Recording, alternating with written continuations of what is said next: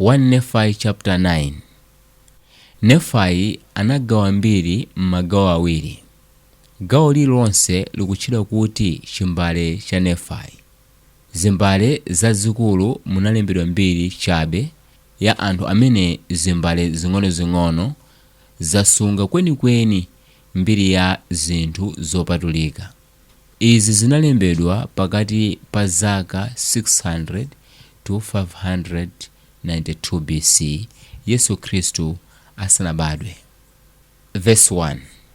Ndipo zonse zolembedwazi bambo wanga anaziona, kuzimva ndi kuzinena iwo pa nthawi ankakhala mchihema ku chigwa chotchedwa Ramuel. Kuonjezera pa zazikulu ndi zambiri sizikanatha kulembedwa zimbalezo. Verse 2.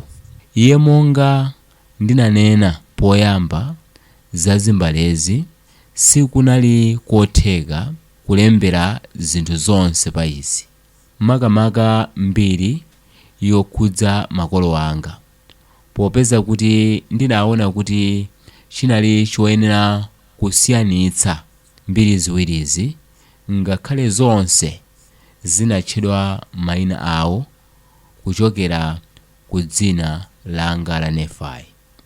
Verse 3.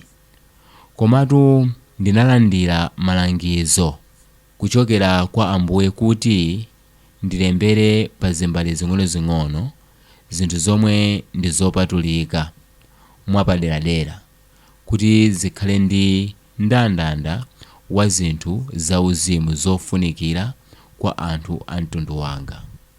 Verse 4. Ndipo pa zimbale zikuluzikulu zinazo panalembedwa mbiri ya za malamulo a mafumu, za nkhondo ndi zikhalidwe za anthu a mtundu wanga.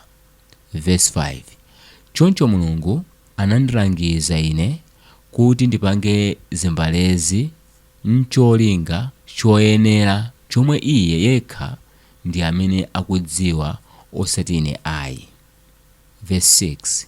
Koma Ambuye adziwa zonse kuyambira pachiyambi, choncho Iye amakonza njira mmene angakwaniritsire ntchito yake pakati pa ana anthu, kotero kuti taonani, ali Ambuye wamphamvu zonse kufikira kukwaniritsa kwa malonjezano ake, ndipo ili ndilo khalidwe lake.